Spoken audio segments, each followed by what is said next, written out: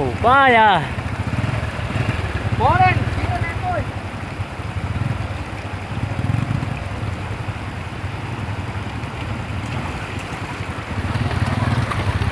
Đây là đường xe máy đi.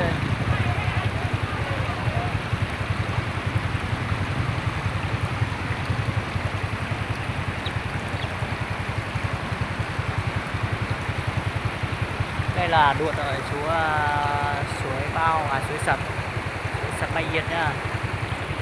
Đây, đi một lượt xe đây 50.000 nha.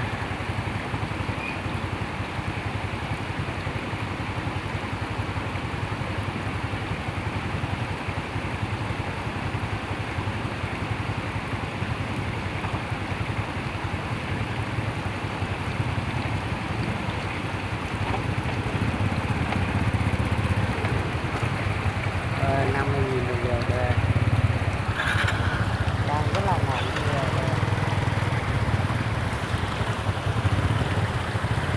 Là bây giờ là cái từ đi.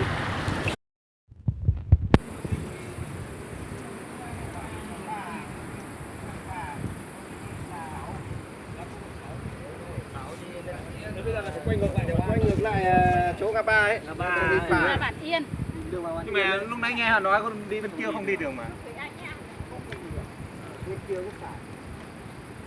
Ơi, sạt lở cả ô tô này. Kinh quá.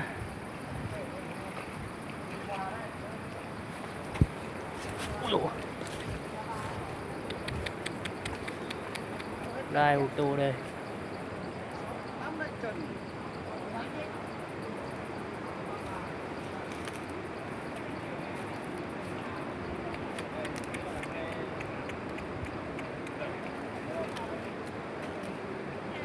Cổng đi anh. Sao? Cổng đi. Em sợ ngã. Em không cho phép à?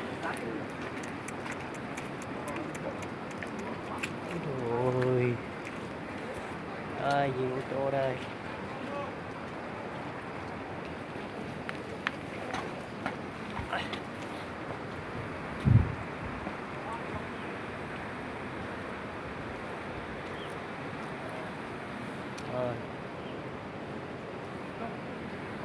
Chặn đất ở đây mà.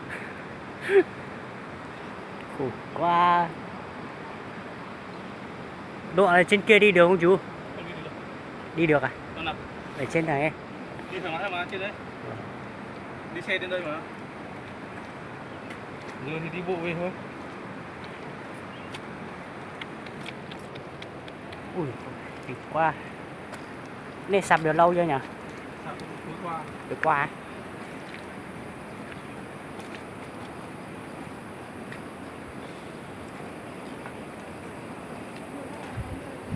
À.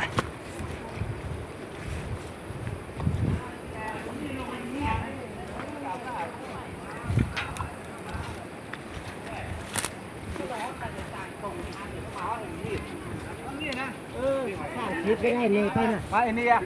Nằm xem mũ càng mũ như còn lâu.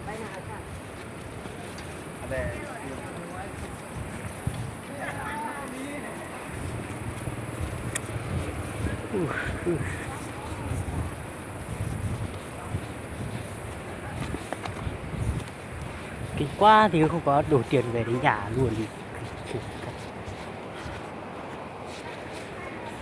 Ui.